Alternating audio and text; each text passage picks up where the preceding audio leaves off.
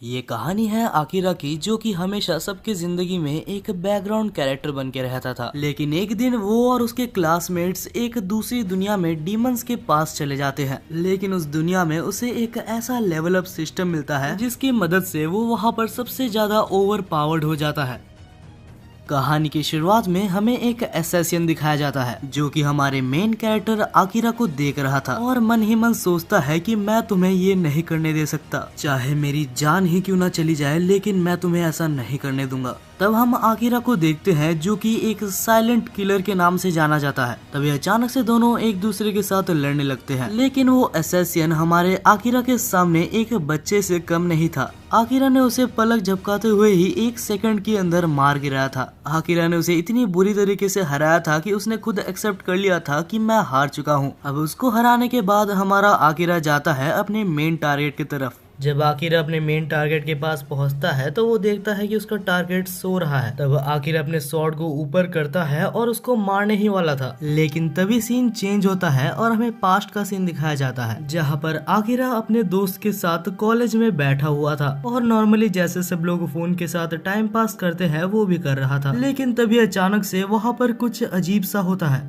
अचानक कहीं से वहाँ पर एक मैजिकल सर्कल अपीयर हो जाता है, जहाँ पर सब लोग बहुत ज्यादा पैनिक कर रहे थे कि आगे क्या होगा। आकिरा चुपचाप वहाँ पर बैठ के उसको देख रहा था और सोच रहा था कि आखिर मेरे ऊपर ये गोल गोल क्या बन रहा है। और तभी वो मैजिकल सर्कल एक्टिव हो जाता है और वहाँ पर मौजूद सारे स्टूडेंट्स को रिनकारनेट करके एक दूसरे वर्ल्ड में ले जाया जाता है। जैसे ही वो लोग रिनकारनेट होते हैं, वो लोग एक बहुत ही अजीब स्ट्रेंज जगह पर पहुंच जाते हैं। वहाँ पर मौजूद सारे अलग अलग फेस उनको देख के मुस्कुरा रहे होते हैं। जब किसी को समझ नहीं आ रहा होता है कि आखिर वो लोग अचानक से यहाँ पर कैसे आ गए, तभी वहाँ पर एक बूढ़ा सा प्रीस्ट आता है, जो आने के बाद कहता है, बस बहुत हुआ, अब तुम लोग चुप हो जाओ, क्योंकि अभी हमारे किंग आ चुके हैं और वो तुम्हारे सारे डाउट्स क्लियर कर देंगे। तब वहाँ का किंग कहता है कि तुम लोग का यहाँ पर स्वागत है। तुम लोग अभी जिस कंट्री में हो उसको रिटाइज कंट्री कहा जाता है और ये कंट्री इस दुनिया में सबसे ज्यादा बड़ा कंट्री है। लेकिन अनफॉर्चुनेटली इस कंट्री के ऊपर डीमंस का बहुत ही बड़ा हमला हो चुका है और उन डीमंस और साथ ही में डीमन किंग को सिर्फ बाहर से आए हुए लोग ही हरा सकते हैं। तो इसीलिए हमने तुम जैसे हीरोज को समन किया है। तब आकिरा बहुत ही ज्यादा खुश हो रहा था, क्योंकि अपने पिछले दुनिया में वो थोड़े एनीमे देखा करता था, तो उसे पहले से पता था कि यहाँ पर समन हुए हीरोज के पास कुछ पावर्स होंगी। तभी वो बूढ़ा आदमी एक क्रिस्टल को दिखाते हुए कहता है कि रुक जाओ, अभी सबसे ज्यादा इम्पोर्टेंट चीज बाकी है। तुम लोग अभी एक एक करके इस क्रिस्टल बॉल के ऊपर हाथ रखोगे और उसके बाद हमें पता चलेगा कि आखिर कौन कितना ज्यादा पावरफुल है। साथ ही वो ये भी कहता है कि तुम लोग जैसे ही स्टेटस कहोगे तो तुम्हारे सामने तुम्हारा सिस्टम खुल जाएगा और उसमें तुम देख सकते हो कि आखिर तुम्हारे स्टैट्स कैसे हैं। इसके बाद ही सारे स्टूडेंट्स अपने अपने स्टेटस को चेक करते हैं और एक एक करके क्रिस्टल बॉल के ऊपर हाथ रखना चालू करते हैं। दूसरी तरफ अकीरा भी अपने स्टेटस को देख रहा था और उसे कुछ समझ नहीं आ रहा था। अकीरा के सिस्टम में असैसिन क्लास लिखा हुआ था, लेकिन उसके सिस्टम के अंदर जो जो चीजें लिखे हुए थे वो बाकी सब के सिस्टम के अंदर लिखे हुए चीजों से बिल्कुल ही अलग थी। इसके बाद ही अकीरा के क्लास में से अकीरा के स्टूडेंट काउंसिल प्रेसिडेंट की बारी आती है और जैसे ही वो मैजिक सर्कल में हाथ रखता है तो उसके स्टैट्स गॉड लेवल के थे। वो बूढ़ा आदमी उसको देख के कहता है कि यही हमारा गॉड है। लेकिन दूसरी तरफ अकीरा काफी ज्यादा चिंता में था, मगर इसीलिए नहीं कि उसके स्टैट्स कम है। अकीरा टेंशन में इसीलिए था क्योंकि उसके स्टैट्स स्टूडेंट काउंसिल प्रेसिडेंट से 100 गुना ज्यादा थे। इसके बाद ही अकीरा जब आसपास देखता है तो वो उन रूलर्स को नोटिस करता है जो थोड़े अजीब बिहेव कर रहे थे। और इसके बाद ही मैजिक सर्कल पे हाथ रखने की बारी अकीरा की थी। तब अकीरा अपने स्टैट्स खोलता है और उसमें एक स्किल देखता है जिसका नाम काउंसिल प्रेजेंस था। जैसे ही अकीरा उस स्किल का यूज करता है तो वो बिल्कुल ही इनविजिबल हो जाता है। अकीरा इतना ज्यादा इनविजिबल हो चुका था कि उसके साइड में उसका दोस्त जिसका नाम कोआ था वो भी उसको देख नहीं पाता। वेल इसके कुछ देर बाद ही सारे स्टूडेंट्स का टेस्ट कंप्लीट हो जाता है और वो लोग वहाँ से चले जाते हैं। तब अकीरा डिसाइड करता है कि वो चुपके से उनका पीछा करेगा। अब जब अकीरा उनका पीछा कर ही रहा था तो उसको छत पे एक कैमरा दिखता है और उस कैमरा को देखने के बाद अकीरा को विश्वास हो जाता है कि इस कंट्री के लोग उनसे कुछ छुपा रहे हैं। तभी हमें एक बंदे को दिखाया जाता है जिसका नाम सरान था और अकीरा को पता नहीं था, लेकिन सरान उसकी इनविजिबिलिटी पावर को भी देख सकता है।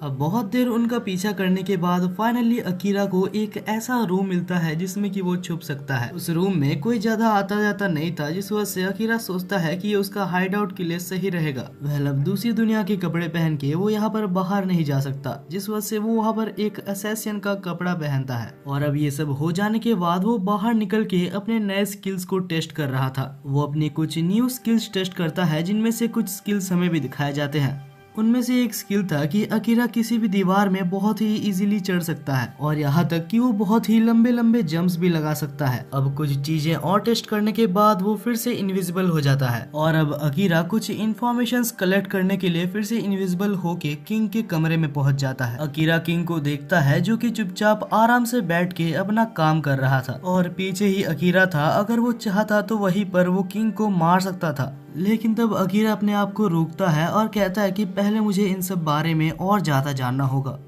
इसके अगले ही दिन हमें अकीरा को दिखाया जाता है जो कि बहुत ही ज्यादा टेंशन में बैठा था, क्योंकि उसके एक क्लासमेट तक को अंदाजा तक नहीं था कि आखिर किंग और उसके साथी मिलके क्या प्लान कर रहे हैं। अब खाना खाने के बाद सारे हीरोज को ट्रेनिंग ग्राउंड में बुलाया जाता है, जहां पर उन्हें उनके कमांडर से मिलाया जाता है जो कि और कोई नहीं सारान था। और वहां पर सारान की हेल्प करने के लिए एक वाइस कमांडर भी था जिसका नाम गिल्स होता है। तब अकीरा वहीं पर होता है, लेकिन वो सोचता है कि आखिर इनकी बातों से मुझे क्या फायदा होगा। तब अकीरा वहां से चला जाता है। दूसरी तरफ सारान अकीरा को देख सकता था, तो वो देखता है कि अकीरा यहाँ से जा रहा है। तब वो वाइस कमांडर गिल्स को सारी कमांड सौंप के वहाँ से अकीरा के पीछे चला जाता है। दूसरी तरफ हमें अकीरा को दिखाया जाता है जो कि वाटरफॉल के पास खड़ा हुआ था। तब हम सारान को देखते हैं जो कि बिल्कुल ही स्ट्रेट अकीरा की तरफ चलता आ रहा था। तब अकीरा को लगता है कि कहीं उसने गलती से अपनी इनविजिबिलिटी पावर को ऑफ तो नहीं कर दिया, लेकिन तब सारान कहता है कि चिंता मत करो, तुम सिर्फ मुझे ही दिख रहे हो और तुम्हारी इनविजिबिलिटी पावर ऑन है। बस मेरे पास ही ये पावर है कि मैं तुम्हें देख सकता हूँ।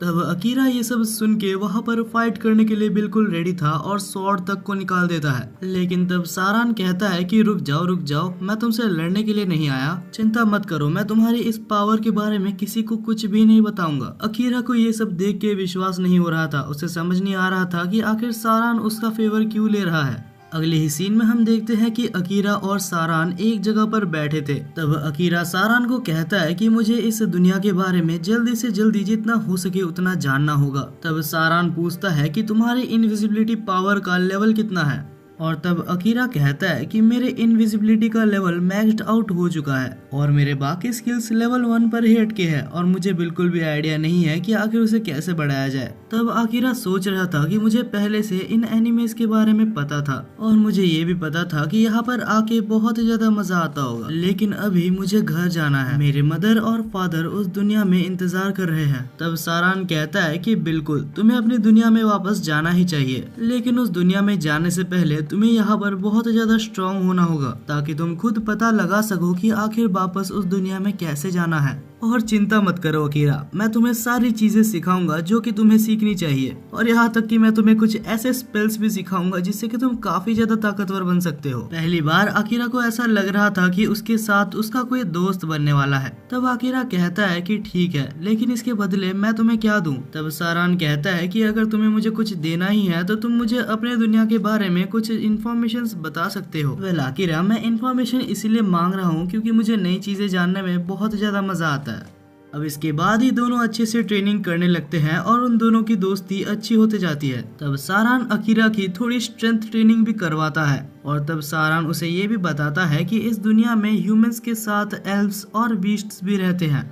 अब ट्रेनिंग करते हुए ही सारान अकीरा को बताता है कि अगर तुम मॉन्स्टर्स को मारते हो तो तुम्हारे कैरेक्टर का लेवल अप होगा, लेकिन स्किल्स को अपग्रेड करना इतना ज्यादा आसान नहीं है, उसके लिए तुम्हें बहुत सारी मेहनत करनी होगी। अब अगले सीन में हमें वाइस कमांडर यानी कि गिल्स को दिखाया जाता है। गिल्स कहता है कि मैंने माना मैं वाइस कमांडर हूँ, लेकिन इसका मतलब ये नहीं है कि आप सारे काम मुझसे ही करवाओगे। तब सारान कहता है कि अरे हाँ, मुझे माफ कर देना, मैं भूल ही गया था कि यहाँ पर और भी हीरोज हैं। लेकिन यार अकीरा सच में एक बहुत ही अच्छा लड़का है। तब सारान ये भी बताता है कि इस दुनिया में सबसे पहला हीरो भी जापान से ही आया था। और गिल्स, अगर तुम्हें पता नहीं है तो अकीरा भी जापान से ही है। और गिल्स, ये तो तुम्हें पता ही होगा कि आज तक कोई अगर किसी स्किल को मैक्स आउट कर पाया है तो वो पहला हीरो ही था। लेकिन गिल्स, तुम्हें ये जान के हैरानी होगी कि अकीरा का भी एक स्किल मैक्स्ड आउट है और इसके बाद ही गिल्स वहाँ से चला गया था क्योंकि आकिरा वहाँ पर आ चुका था। आकिरा आके कहता है कि मैं आर्काइव में हर दिन रात को पढ़ने जाता हूँ और वहाँ पर मुझे एक बहुत ज्यादा अजीब सी बुक मिली है। सारान, शायद तुम्हें इस बुक को पहले चेक कर लेना चाहिए। सारान उस बुक को देखता है और कहता है कि हाँ, ये बुक थोड़ी सी डरावनी है और मुझे ये चीज पता इसलिए है क्योंकि उस बुक को मैंने ही लिखी है। उस बुक के अंदर बहुत सी अजीब सी चीजें लिखी हुई थी,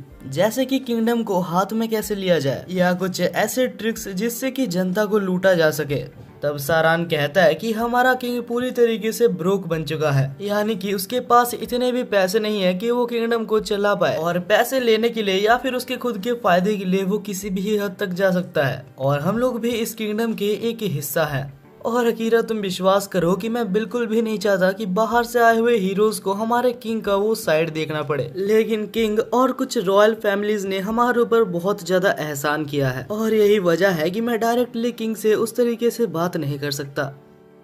तब अकीरा कहता है कि सबसे पहले जब मैंने अपनी इनविजिबिलिटी स्किल को ऑन किया था तो मेरे पास चांस था कि मैं किंग को मार दूं, लेकिन मेरे को नहीं पता क्यों आखिर मैं वहाँ पर रुक गया और अब मेरे को लग रहा है कि मुझे उसे मार ही देना चाहिए था। तब सारान कहता है कि अच्छा हुआ तुमने किंग को नहीं मारा, क्योंकि अकीरा, जितना मैं तुमको समझ पाया हूँ, तुम एक बहुत ही सीधे साधे लड़के हो और तुम किसी का भी बुरा नहीं चाहते। और कोई भी हो, चाहे वो किंग हो या फिर कोई अच्छा पर्सन हो, किसी को भी मारने का गम बहुत ही ज्यादा होता है। और भले ही तुम एक असैसिन हो, लेकिन ये जरूरी नहीं है कि तुम्हें किसी को मारना ही होगा। तब अकीरा कहता है कि तुमने बिल्कुल सही कहा, अगर मैं आज किसी को मार दूं और उसके बाद मैं अपने दुनिया में वापस जाऊं तो मेरे को हमेशा एक रिग्रेट होगा कि मैंने किसी को मारा है। इसके बाद ही हमें 1 महीने बाद का सीन दिखाया जाता है, जहां सारान सारे हीरोज को अपनी पहली लड़ाई के लिए एक डंजन की तरफ ले जा रहा था और पीछे पीछे अकीरा तो जा ही रहा था। तभी अकीरा को एक ऐसी लड़की दिखती है जिसका मुंह ढका हुआ था। अकीरा को शक होता है तो वो 1 ही सेकंड के अंदर उस लड़की के पीछे पहुंच जाता है और तब अकीरा पूछता है कि आखिर तुम कौन हो। तब वो लड़की कहती है कि अच्छा, तो तुम भी एक हीरो होगे। अकीरा कहता है कि हाँ, मैं एक हीरो ही हूँ। तब वो लड़की कहती है कि तुम यहाँ पर तो आ गए, लेकिन तुम्हें पता है कि आखिर तुम्हें यहाँ पर लाने के लिए तुम्हारे पीछे क्या सेक्रीफाइस किया गया है। अकीरा कहता है कि हमें इस बारे में कुछ भी नहीं पता और ना ही हम यहाँ पर आना चाहते थे, लेकिन क्या तुम मुझे बता सकती हो कि आखिर हमारे पीछे क्या सेक्रीफाइस हुआ। तब वो लड़की वहाँ से जाते हुए कहती है कि जिस दिन तुम्हें पता चलेगा उस दिन मुझसे बात करना। और ये सब होने के बाद अकीरा को समझ नहीं आता कि उसे आगे क्या करना चाहिए। और इसके बाद ही हम सारे स्टूडेंट्स को देखते हैं जो कि डंजन में मॉन्स्टर्स से फाइट कर रहे थे और फाइट करते करते वहाँ पर एक लड़के का हाथ एक दीवार से टकराता है और जैसे ही वहाँ की दीवार गिरती है तो अंदर वहाँ पर एक हिडन डंजन दिखाया जाता है और अचानक से वहाँ पर सैकड़ों की तादाद में मॉन्स्टर्स आने लगते हैं। और इतने सारे मॉन्स्टर्स को देख के अकीरा कहता है कि सारान, इतने सारे मॉन्स्टर्स कहाँ से आ रहे हैं? ये तो बस एक लेवल 1 का डंजन है, हमें जल्दी से जल्दी यहाँ के मॉन्स्टर्स को खत्म करके यहाँ से बाहर निकलना चाहिए। तब सारान भी इस बात से एग्री करता है और एक ही अटैक में वहाँ पर सैकड़ों मॉन्स्टर्स को मार गिराता है। अब इतने सारे डीमंस और मॉन्स्टर्स को मारने के बाद भी वो लोग खत्म नहीं हो रहे थे। तब हमें इनका स्टूडेंट काउंसिल प्रेसिडेंट दिखाया जाता है जिसका नाम सुकासा है। उसे तब याद आता है कि उनके निकलने से पहले प्रिंसेस ने उसे एक बॉल दिया था और कहा था कि अगर कभी भी मुसीबत में पड़ो तो इस बॉल को फेंक देना, इससे वहाँ पर मौजूद मॉन्स्टर्स मारे जाएंगे। लेकिन जैसे ही सुकासा उस बॉल को फेंकता है तो मॉन्स्टर्स मरने की जगह और ज्यादा इवॉल्व हो जाते हैं, यहाँ तक कि वहाँ पर एक हाई लेवल का मिनटोर भी आ चुका था। और तभी वहाँ पर गिल्स और आकिरा भी आ चुका था। गिल्स उस मिनटोर को देख के कहता है कि आखिर एक लेवल 1 के डंजन में एक ऐसा मॉन्स्टर कहाँ से आ रहा है। तब अकीरा उस मॉन्स्टर से अपने दोस्तों को बचाने के लिए खुद उससे लड़ने चला जाता है। अकीरा उस मिनटोर के हमले से बचते हुए उस मिनटोर के गर्दन के ऊपर अपना स्वॉर्ड घुसा देता है, लेकिन मिनटोर की खाल इतनी ज्यादा सख्त थी कि वो स्वॉर्ड ही टूट जाती है। तब मिनटोर अकीरा के ऊपर हमला कर देता है, लेकिन अकीरा उस हमले से डॉज करके अपने ग्रुप के पास चले आता है। दूसरी तरफ अकीरा को लड़ता हुआ देख स्टूडेंट काउंसिल प्रेसिडेंट यानी कि सुकासा स्वॉर्ड को उठाने की कोशिश करता है ताकि वो भी लड़ सके, लेकिन उसके दोनों ही हाथ टूट गए थे। अकीरा कहता है कि खुद को फोर्स मत करो, मैं इसको देख लूंगा, लेकिन तब सुकासा काफी ज्यादा टेंशन में था। वो कहता है कि नहीं, मैं हीरो हूँ और अगर मैं तुम लोग को नहीं बचाऊंगा तो तुम लोग मारे जाओगे। अकीरा कहता है कि सब लोगों ने खुद के लिए ट्रेनिंग ली है उन्होंने 1 महीने तक हार्ड वर्क करके कुछ स्किल्स सीखे हैं, तो यहाँ पर सब लोग खुद को प्रोटेक्ट कर सकते हैं। लेकिन अभी भी सुकासा काफी ज्यादा टेंशन ले रहा था। तब अकीरा समझ जाता है कि उसके ऊपर किसी ने कर्स स्पेल का यूज किया है। तब उनके ही क्रू में से एक लड़की आती है जिसके पास एक ऐसा मैजिक होता है जिससे कि वो कर्स को हटा सकती है। तब वो सुकासा के ऊपर स्पेल का यूज करती है और उसके ऊपर से कर्स को हटा देती है। अब इन सब चीजों को साइड में रखे तो मिनोटॉर अभी तक जिंदा था। तब अकीरा सारान के पास जाता है और कहता है कि मुझे उस चीज को अभी यहाँ पर यूज करना ही होगा। सारान कहता है कि हाँ मैं समझ सकता हूँ, क्योंकि उसी से हम मिनोटॉर को मार सकते हैं। तब सारान अपने ब्लेड में बहुत ही ज्यादा एनर्जी स्टोर करता है और मिनोटॉर के ऊपर हमला करता है, जिससे कि मिनोटॉर काफी ज्यादा कमजोर हो जाता है। तब हम अकीरा को देखते हैं जो कि मिनोटॉर के पीछे ही खड़ा था और वो कहता है कि मैजिक ऑफ शैडो एक्टिवेटेड। जैसे ही अकीरा का शैडो मैजिक एक्टिवेट होता है तो उसके अंदर से बहुत सारे स्ट्रिंग्स निकलने लगते हैं और ये कांटे इतने ज्यादा पावरफुल थे कि वो जाके सीधा मिनोटॉर को एक बार में ही मार देते हैं। और इस इंसेन पावर को देख के वहाँ पर मौजूद सारे स्टूडेंट्स बहुत ज्यादा हैरान थे। बाकी दूसरी तरफ अकीरा अपने पावर को यूज तो कर ही लेता है, लेकिन उसको अभी वो कंट्रोल नहीं कर पा रहा था। तब सारान अकीरा को पकड़ता है और कहता है कि अकीरा होश में आओ। तब अकीरा बहुत कोशिश करके अपने आप को कंट्रोल में लाता है। फाइनली जब अकीरा कंट्रोल में आ जाता है तो सारान कहता है कि तुमने बहुत ही अच्छा काम किया भाई, कुछ तो बात है हमारी अकीरा में।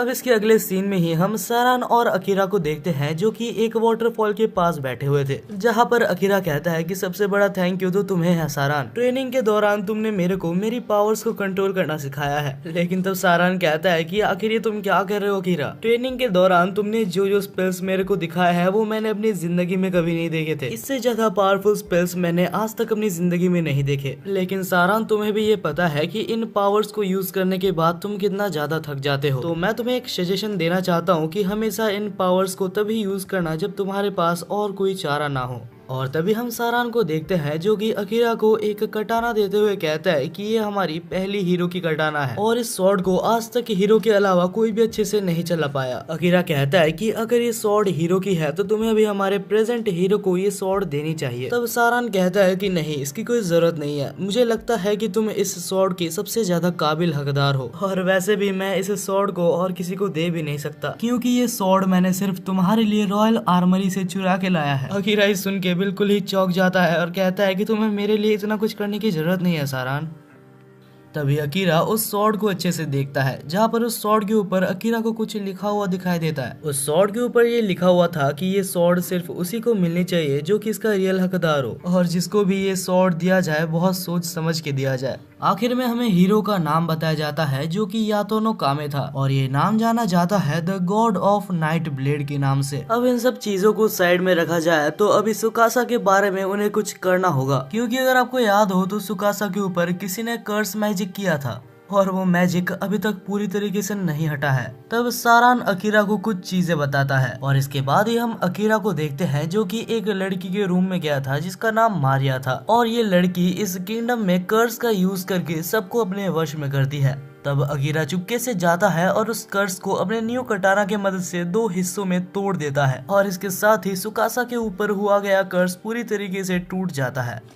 और इसके बाद ही अकीरा उस लड़की के गले में कटाना को रखते हुए कहता है कि आखिर तुम ये सब काम किसके कहने पे कर रही हो। अकीरा को देख के उस लड़की को कुछ भी समझ नहीं आता कि आखिर ये सब क्या हो रहा है। उसने इससे पहले अकीरा को कहीं पर भी नहीं देखा था, तो उसे लगता है कि अकीरा कोई ट्रेटर होगा। वह अकीरा के 1000 बार पूछने के बाद भी वो लड़की बस उसका एक ही आंसर दे रही थी। वो कहती है कि मैं ये सब काम सिर्फ किंग के कहने पे कर रही हूँ, चाहे अकीरा उससे कोई भी क्वेश्चन कितनी बार भी पूछ ले, उसका बस यही आंसर था। जब अकीरा को से ज्यादा इन्फॉर्मेशन नहीं मिलती तो वो वहाँ से चला जाता है, लेकिन अकीरा के जाते साथ ही मारिया बाकी सारे क्रिस्टल्स को निकाल के वहाँ पर मौजूद बाकी सारे हीरोज को जो कि दूसरी दुनिया से आए हैं सबको कर्स कर देती है। दूसरी तरफ अकीरा सारान के पास जाता है और उसको सारी बातें बताता है, और अकीरा इस बात के लिए माफी भी मांगता है कि उसने मारिया के सामने अपने आप को रिवील कर दिया। सारान सारी बात सुनने के बाद कहता है कि मारिया को ऐसे ट्रेन किया गया है कि वो कोई भी इन्फॉर्मेशन को बाहर नहीं देती। अकीरा तुमने ये चीज तो गलत की लकी है कि तुमने अपने आप को रिवील कर दिया, क्योंकि पक्का वो भी अपने सारे हीरोज को अपने कब्जे में करने की कोशिश करेगी और ये तो पक्का है कि वो तुम्हें मारना चाहती है। तो मेरी एक बात मानो, रात को उस कैसल के अंदर सोने की गलती मत करना। अकीरा कहता है कि मुझे माफ कर दो, मैंने तुमसे बिना पूछे ये सब काम कर लिया। और ये सुन के सारान कहता है कि अरे कोई बात नहीं यार, अगर तुमने कोई गलती की है तो बस आगे से मत करना। और ये सुन के अकीरा कहता है कि तुम बहुत अच्छे हो सारान, काश मेरे अपने दुनिया में भी तुम्हारे जैसे मेरा कोई बड़ा भाई या कोई अच्छा दोस्त होता। तब सारान कहता है कि चिंता मत करो, फिर मैं तुम्हारे साथ तुम्हारे दुनिया में चलूंगा। अकीरा कहता है कि बस इतना ही फेंको।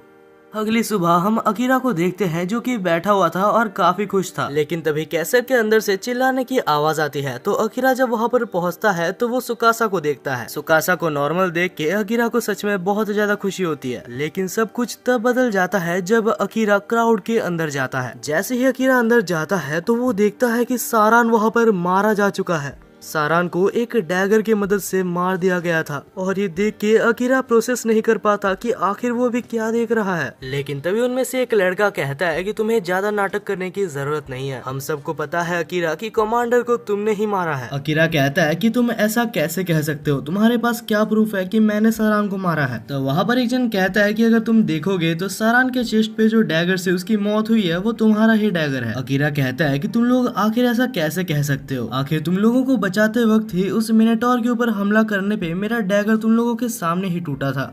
अब ये सब बातें हो ही रही थी कि वहाँ पर किंग आ जाता है। तब किंग गुस्से में कहता है कि तुमने हमारे कमांडर सारान की हत्या कर दी और तुम हमारे कमांडर को मार के ऐसे जिंदा नहीं बच सकते। वेल, अकीरा को तो समझ आ ही रहा था कि ये सब उनकी प्लान है, उन्होंने सारान को मार दिया और उसके भरोसे मुझे भी मारना चाहते हैं। तब अकीरा वहाँ पर बचने के लिए अपनी कॉन्सिल प्रेजेंस का इस्तेमाल करके वहाँ से गायब हो जाता है। और अब वहाँ से फाइनली निकलने से पहले अकीरा एक बार सारान के रूम में जाता है और जैसे ही अकीरा सारान के रूम में जाता है तो सारान के टेबल पे उसे बहुत सारा खाना मिलता है और ये देख के अकीरा काफी ज्यादा इमोशनल हो जाता है और ये भी सोचता है कि इसका मतलब कि सारान को पहले से पता था कि ऐसा कुछ हो सकता है। और इसके बाद ही अकीरा उस कैसल को छोड़ के वहाँ से चला जाता है। लेकिन किंग ने अभी तक अकीरा का पीछा नहीं छोड़ा था, उसने अपना सबसे ज्यादा खतरनाक असैसिन नाइट क्लोन को अकीरा के पीछे छोड़ दिया था। दूसरी तरफ हमें अकीरा को दिखाया जाता है जो कि डंजन के अंदर जाता है, क्योंकि उसे याद है जब सारान जिंदा था तब उसने बोला था कि अगर किसी को सरवाइव करना है तो डंजन से ज्यादा बढ़िया जगह कहीं भी नहीं हो सकती, क्योंकि वहाँ पर तुम्हें बहुत सारे मॉन्स्टर्स मिलेंगे जिन्हें तुम मार के खा भी सकते हो और साथ ही साथ लेवल अप भी कर सकते हो।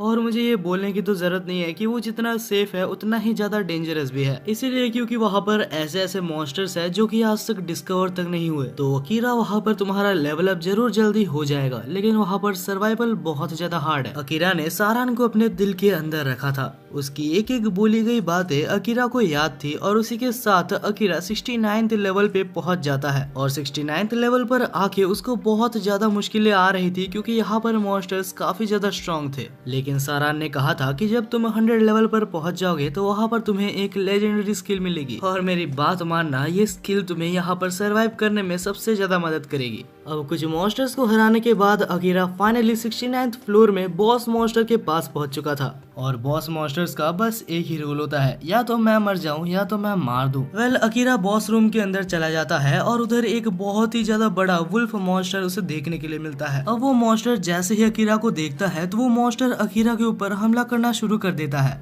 अकीरा अपने एजिलिटी की मदद से उन हमलों को बहुत ही मुश्किल से डॉज कर रहा था, लेकिन तभी हम देखते हैं कि उस मॉन्स्टर की पूंछ में एक सांप अटैच होता है जो कि अकीरा के ऊपर हमला करने लगता है। अकीरा डॉज करने की कोशिश करता है लेकिन थोड़ा सा वेनम उसके पैर पे लग जाता है, जिस वजह से बहुत ही इजीली वो बॉस मॉन्स्टर अकीरा को पकड़ लेता है। अकीरा बहुत ज्यादा इंजर्ड हो चुका था और सोच रहा था तो क्या मैं यहीं पर मरने वाला हूँ? नहीं, मैं यहीं पर नहीं मर सकता। अगर मैं यहीं पर मर गया तो मैं सारान का बदला नहीं ले पाऊंगा। लेकिन तब वो मॉन्स्टर अकीरा को बहुत ज्यादा दूर फेंक देता है। अकीरा तो पूरी तरीके से घायल था और मरने ही वाला था। अकीरा के पास बस एक लास्ट ऑप्शन था, वो शैडो मैजिक का यूज करता है और उस मॉन्स्टर को मार डालता है। लेकिन हमें पता है कि शैडो मैजिक कितना ज्यादा थका देता है, जिस वजह से अकीरा वहीं पर बेहोश हो जाता है। लेकिन तब अकीरा के एंशिएंट कटाना के अंदर से आवाज आती है और नहीं पता कैसे, लेकिन वो कटाना अकीरा को हील करने लगता है। अब दूसरी तरफ कैसल में हम सुकासा को देखते हैं। उसे ये सब पता लग चुका था कि जैसे उसके ऊपर कर्स हुआ था इन सब के ऊपर भी हो चुका है। तब वो डिसाइड करता है कि अकीरा को ढूंढने के लिए वो अकेले ही जाएगा। लेकिन धीरे धीरे सुकासा के साथ कुछ और लोग भी जुड़ते गए जिनके ऊपर कर्स नहीं हुआ था, जैसे कि आसाहिने, यूकी और शियोरी। अगले ही सीन में ये सब कैसल के बाहर आ चुके थे और अब अकीरा को ढूंढने के सफर के लिए बिल्कुल रेडी थे। दूसरी तरफ हम अकीरा को देखते हैं जिसकी आंख खुलती है और वो खड़ा होता है। उसे लग रहा था कि खड़े होते साथ ही उसे बहुत ज्यादा दर्द होगा, लेकिन खड़े होने पर उसको थोड़ा सा भी दर्द नहीं होता। वो अपने स्टैट्स को चेक करता है तो ये देख के हैरान होता है कि उसका एचपी और बाकी सब पूरा फुल है, और ये देख के उसे बिलीव भी नहीं होता कि उसका लेवल 2 का शैडो स्किल लेवल 5 में पहुंच चुका है। अकीरा को समझ नहीं आता कि आखिर उसके लेवल्स इतनी जल्दी कैसे बढ़ रहे हैं। वेल अब वो डिसाइड करता है कि वो लेबेरेंथ के और ज्यादा अंदर जाएगा और इन सब चीजों के बारे में जानेगा। अब इसके कुछ टाइम बाद ही हमें दिखाया जाता है कि अकीरा 75 फ्लोर पे पहुंच चुका था और उस फ्लोर पे अकीरा को एक स्लैम मिलता है जिसको कि वो अपने कटाना के हेल्प से काट देता है। और वो ये तो बिल्कुल ही एक्सपेक्ट नहीं कर रहा था कि उस स्लैम के अंदर से एक एल्फ गर्ल निकलेगी। तब अकीरा एक अपनी स्किल को यूज करता है और उस एल्फ को अप्रेज करके उसका स्टेटस जानने की कोशिश करता है, लेकिन अकीरा उस एल्फ की स्टेटस को अप्रेज नहीं कर पाता। तभी अचानक से वो एल्फ होश में आ जाती है। तब हमें इस एल्फ का नाम बताया जाता है जो कि एमेलिया है। अकीरा पूछता है तो एमेलिया क्या तुम ठीक हो?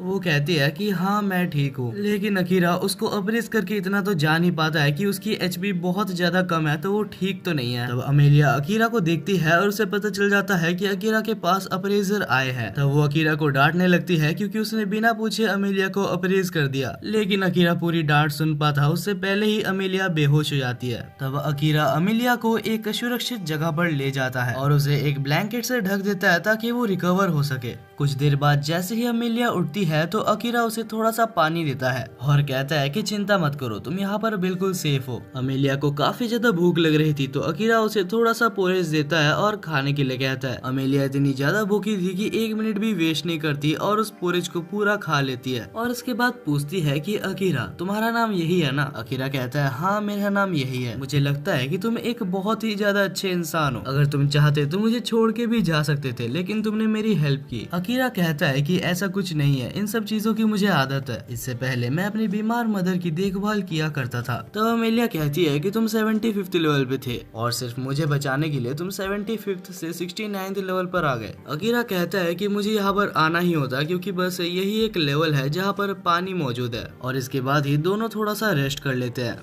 और थोड़ा सा रेस्ट करने के बाद ही दोनों ही आगे बढ़ते हैं लेबेरेंथ को क्लियर करने के लिए। वो लोग अभी लेवल 80 पर पहुंच चुके थे, लेकिन अकीरा को समझ नहीं आता कि अमेलिया आखिर उसे फॉलो क्यों कर रही है, क्योंकि वो पूरी तरीके से रिकवर हो चुकी है तो वो जा सकती है। लेकिन तब अमेलिया कहती है कि मैं तुम्हें फॉलो नहीं कर रही, बस हमारे रास्ते सेम है। अकीरा कहता है कि ठीक है, लेकिन मैं तुम्हें प्रोटेक्ट नहीं करने वाला। अमेलिया कहती है कि चिंता मत करो, मैं खुद का प्रोटेक्शन खुद कर सकती हूँ।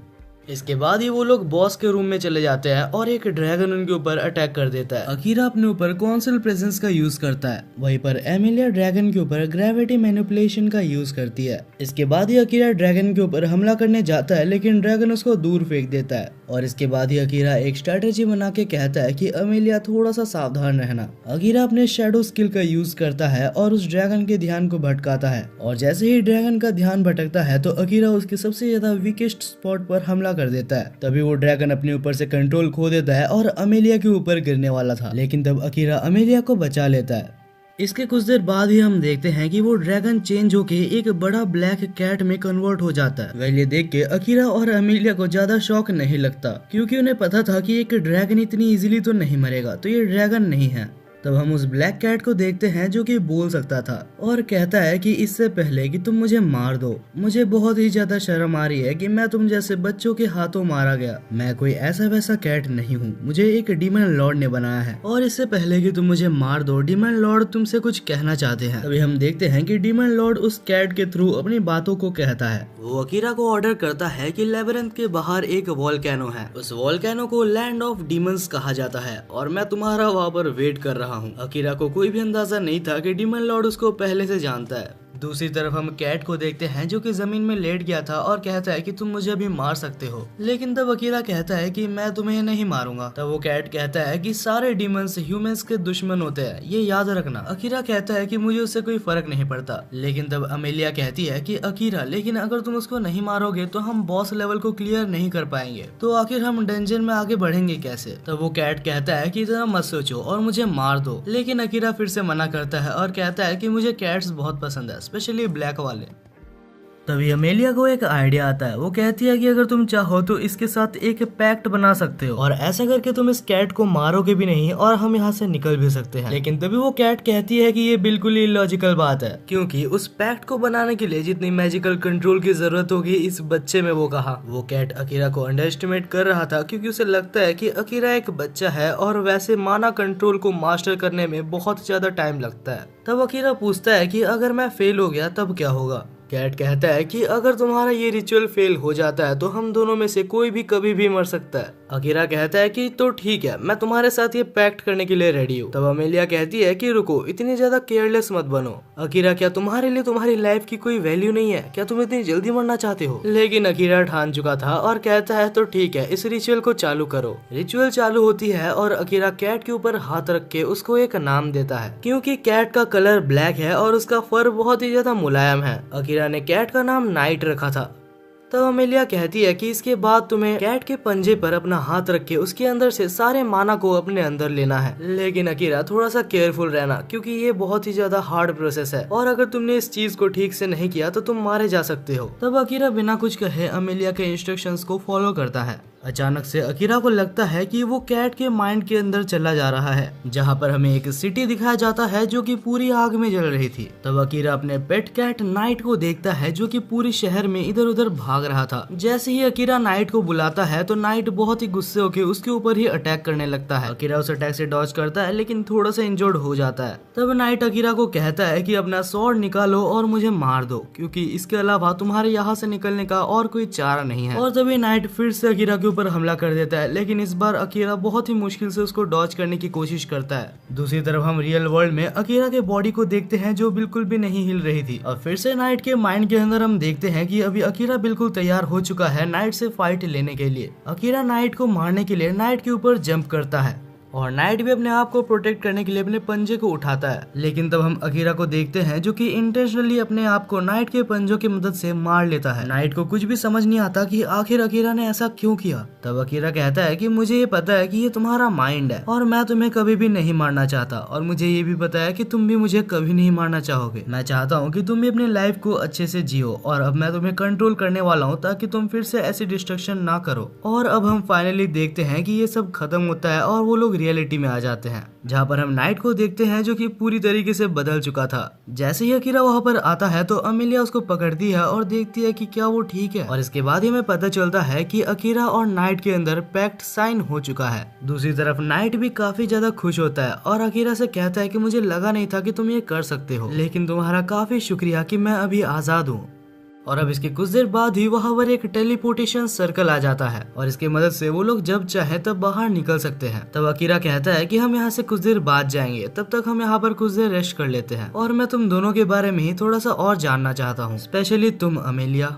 अब बहुत टाइम बाद हमें फाइनली यहाँ पर हीरोज की टीम को दिखाया जाता है और वो लोग यामाटो नाम के एक शहर में आए थे। यहाँ पर वो लोग कुछ देर रेस्ट करते हैं और खाना खाते हैं। तब सुकासा सजेस्ट करता है कि हमें जल्दी से जल्दी किसी काम में जुड़ जाना चाहिए, क्योंकि हमें पैसे भी तो कमाने होंगे यहाँ पर एडवेंचर करने के लिए। तब रेंट्रो नाम का एक हीरो कहता है कि क्यों ना हम एक एडवेंचरर बन जाए, यहीं पर आसपास कहीं गिल्ड होनी चाहिए, वहाँ पर हम जाके रजिस्ट्रेशन करवा सकते हैं। सुकासा कहता है कि हाँ, ये बहुत ही अच्छा प्लान है। अब टॉपिक चेंज होता है और वो लोग बात करते हैं कि हमारे पास इस वर्ल्ड की ज्यादा इन्फॉर्मेशन नहीं है, हमारे दुनिया में लौटने के लिए हमें बहुत सी चीजें जाननी होगी। सुकासा कहता है मुझे लगता है कि हमारे वर्ल्ड में वापस जाने का बस एक ही ऑप्शन है और वो है डीमन लॉर्ड को मार गिराना। अब ये लोग यहाँ पर बात कर रहे थे। दूसरी तरफ हम केव में अमेलिया को देखते हैं जो कि अपनी स्टोरी बताती है कि अकीरा से मिलने से पहले वो कहाँ पर थी। वो कहती है कि मेरे माता पिता ने मेरे को घर से निकाल दिया था और घर से निकलने के बाद बहुत सारे एल्फ हंटर्स मेरे पीछे पड़ गए थे। मैं बहुत ही मुश्किल से उनसे बच रही थी, लेकिन बचते बचते मैं एक खाई से नीचे गिर गई और एक स्लाइम ने मेरे को एब्जॉर्ब कर लिया था। मुझे तो लगा था कि मेरी जिंदगी यहीं पर खत्म हो गई, लेकिन इसके बाद मुझे तुम मिले अकीरा। अभी ये सब सुनने के बाद अकीरा कहता है कि अगर तुम सच कह रही हो तो तुम्हें यहाँ पर कुछ करना होगा। आखिर तुम बिना फैमिली के कितने दिनों तक रह सकती हो अमेलिया? मुझे लगता है कि तुम्हें अपने होम टाउन में जाके अपने फैमिली से बात करनी चाहिए। अमेलिया कहती है कि इसका कोई भी फायदा नहीं, वो लोग मुझे बिल्कुल भी नहीं सुनने वाले और मेरे होम टाउन के नाम पे मेरे पास बस मेरी छोटी बहन है। अकीरा कहता है कि मैं भी समझ सकता हूँ क्योंकि मेरी भी एक बहन थी। और अमेलिया, मैं तुम्हें एक बात बताता हूँ, फैमिली के अंदर बहुत सारी चीजें होती है। कभी वो लोग तुमसे प्यार करेंगे तो कभी तुमसे नफरत करेंगे, लेकिन इसका मतलब ये नहीं होता कि तुम अपने फैमिली से बाहर आ जाओगी। तो मेरे ख्याल से तुम्हें एक बार फिर से जाके तुम्हारी बहन से बात करनी चाहिए। अकीरा तो ये भी कहता है कि मुझे भी मन है मेरी फैमिली से मिलने का, लेकिन अपने दुनिया में वापस जाने से पहले मैं सारान का बदला जरूर लेके रहूंगा। और सारान के बारे में बात करते हुए वो इतना ज्यादा गुस्सा हो जाता है कि अकीरा के अंदर से एक बहुत ही ज्यादा खतरनाक मर्डरर्स इंटेंट निकलने लगता है। ये इतना ज्यादा पावरफुल था कि इससे एमिलिया भी डर जाती है। लेकिन तब नाइट एमिलिया के पास जाके उसको संभालता है और कहता है कि अपने फीलिंग्स को काबू में रखो। तब अकीरा शांत होता है और कहता है कि मुझे माफ कर देना, लेकिन वो किंग मेरे दोस्त सारान को मार के इतनी जल्दी बच नहीं सकता। वेल, अब इन चीजों को साइड रखते हैं और अब ये तीनों ही रेडी है टेलीपोर्टेशन सर्कल से यहाँ से बाहर निकलने के लिए। लेकिन तब अकीरा पूछता है, तो नाइट, क्या तुम्हें पता है कि ये टेलीपोर्टेशन सर्कल हमें कहाँ ले जाएगा? नाइट कहता है कि टेलीपोर्टेशन सर्कल्स बहुत टाइप्स के होते हैं और ये सर्कल स्पेशली डिजाइन है कि तुम जहाँ पर भी सोचोगे ये तुम्हें वहाँ पर ले जाएगा। लेकिन इस टेलीपोर्टेशन सर्कल के साथ एक प्रॉब्लम है। अगर एक टाइम में बहुत जन अलग अलग जगह के बारे में सोचे तो ये टेलीपोर्टेशन सर्कल अच्छे से काम नहीं करता। तो अमेलिया कहती है कि चिंता मत करो अकीरा, तुम जहाँ पर भी जाओगे मैं बस तुम्हारे साथ रहना चाहती हूँ। अकीरा कहता है तो ठीक है, तुम मेरे साथ चल सकती हो। इसके बाद ही वो लोग टेलीपोर्ट होते हैं और एल्फ लैंड में आ जाते हैं।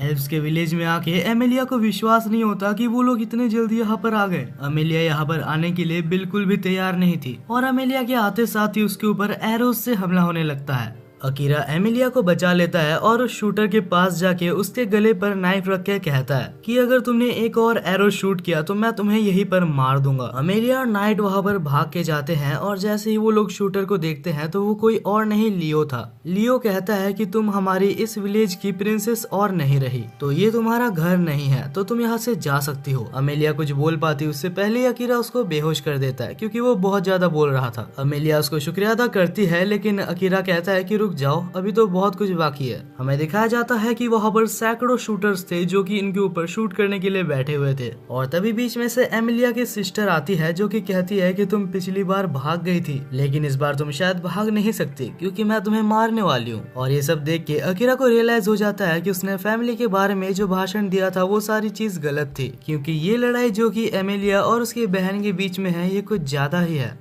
और इसी के साथ फाइनली हमारा ये पार्ट खत्म होता है। गाइज, मेरे चैनल पे ये पहला ऑनगोइंग एनिमे है जो कि मैं कंटिन्यू करने वाला हूँ और यार पर्सनली मुझे इसकी स्टोरी काफी ज्यादा पसंद आई। तो मैं चाहता हूँ कि आप इस एनिमे के बारे में कमेंट सेक्शन में बताएं कि आपको ये एनिमे कैसा लगा और कमेंट सेक्शन में ये जरूर बता के जाना कि आप इसको 10 आउट ऑफ कितना रेट करना चाहोगे। इस एनिमे के बस 3 ही एपिसोड्स आए हैं और बाकी जितने भी एपिसोड्स हैं वो मैं सारे कवर करने वाला हूँ जो कि आपको इस चैनल पर मिलती रहेगी। तो मेरे भाई इस चैनल को सब्सक्राइब जरूर से कर लेना और अगर आपको इसका सेकंड पार्ट सही में चाहिए तो इस वीडियो को हाइप कर दीजिएगा ताकि मुझे पता चल सके। बाकी यार आप लोग तो मेरे दोस्त हो, आपको बोलने की क्या ही जरूरत है। तो अगर इस वीडियो को अच्छा रिस्पांस मिला तो मिलते हैं इसके नेक्स्ट पार्ट में।